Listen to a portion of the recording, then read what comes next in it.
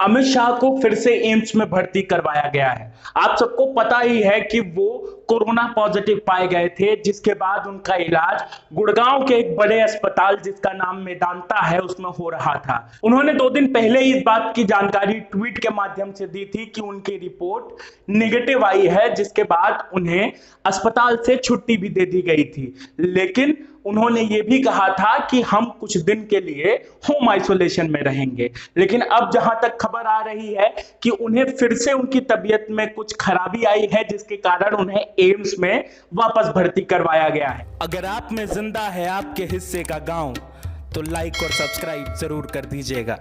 अभी उनकी हालत कैसी है, किस तरीके की खराबी आई है, उनके स्वास्थ्य की क्या दिक्कतें हैं, इसे अभी गोपनीय रखा गया है। डॉक्टर रणदीप गुलेरिया ने यह भी बताया है कि एक डॉक्टर्स की पूरी टीम गृह मंत्री के सेहत की निगरानी कर रही है और किसी भी तरीके की कोई भी आगे की अपडेट वो लगातार पोस्ट करते रहेंगे। लोग इस बात की भी आलोचना कर रहे हैं कि अस्पताल के नाम पर उन्हें एम्स और मेदांता में क्यों भर्ती करवाया गया, उन्हें दिल्ली के उन्हीं अस्पतालों में क्यों नहीं भर्ती करवाया गया जो कि उनके हिसाब से बेस्ट है और उसी में पूरी दिल्ली का इलाज हो रहा है। तो साहब, थोड़ा सा आपको बड़ा हृदय रखकर इस समय चीजों को देखने की जरूरत है।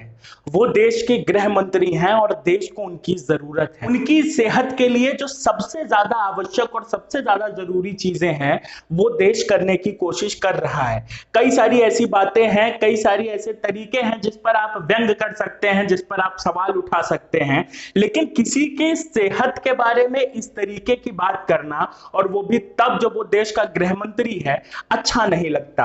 यह संभव नहीं है कि देश के बड़े बड़े अस्पतालों में लोगों का इलाज हो सके। सरकार अपनी कोशिश कर रही है, लेकिन इस बीच जरा अमित शाह के जीवन के बारे में भी सोचिए। अमित शाह निश्चित तौर पर देश के गृह मंत्री हैं और उनका कुछ भी कहना एक खबर बन जाती है, लेकिन अमित शाह इससे पहले एक आदमी है, उनका अपना परिवार है, उनकी पत्नी है और उनके बच्चे हैं।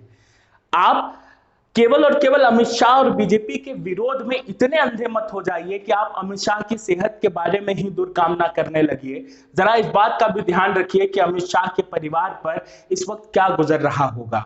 भारत की सबसे बड़ी दिक्कत यही है कि वो सोशल मीडिया पर तो एक्टिव रहना जानता है, लेकिन सोशल लाइफ में कुछ बेहतर कर पाए, इस बात की समझ धीरे धीरे खो रहा है। देश में कोरोना इतना ज्यादा फैल गया, इसे कोई सरकार नहीं रोक सकती थी। दुनिया की तमाम सरकारें इसके सामने बेबस है। वो सरकारें भी जिन्हें आप दुनिया की सबसे बेहतरीन सरकारें या देश माने, वो भी इसके सामने बेबस और बेबस हो गए। इसके अलावा भी ये आपकी भी गलती है कि देश में कोरोना इस तरीके से फैला। आपको पुलिस का डंडा चाहिए डर के लिए कि आप नियम कानून का पालन करें। जब तक पुलिस का डंडा हमारे सामने नहीं होता, हम ये समझ ही नहीं पाते कि ये जो कानून बनाए जा रहे हैं वो हमारी अपनी सेहत के लिए हैं, वो हमारी अपनी जरूरतों को पूरा करने के लिए हैं। हर बार सरकार को कोस देने से हम अपनी जिम्मेदारियों से नहीं बच सकते। इस वजह से अमित शाह जी के बारे में इस तरीके की बात करना, इस तरीके की अफवाह फैलाना ठीक बात नहीं है। वो हमारे देश के गृह मंत्री हैं, वो एक चुनी हुई सरकार के नुमाइंदे हैं, वो दुनिया की सबसे बड़ी पार्टी के अध्यक्ष रह चुके हैं। उन्होंने सार्वजनिक जीवन में इतना कुछ किया है, उनको उनके हिस्से का सम्मान हमें देना चाहिए। और किसी की भी बीमारी पे मजाक करने वाला इंसान और इंसानियत दोनों को भूल सकता है। आप देख रहे थे दगाबाज। बधाई हो।